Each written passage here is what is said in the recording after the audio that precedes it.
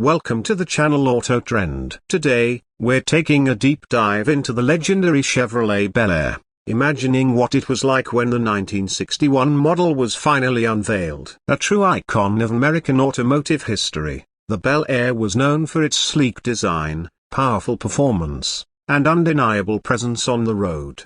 The 1961 Chevrolet Bel Air introduced a fresh, more refined look compared to its predecessors. With its streamlined body, elegant chrome details, and signature front grille, this model embraced the start of a new decade with style. Under the hood, Chevrolet offered a range of engines, from the reliable inline-six to the powerful V8, making it a favorite for both families and car enthusiasts.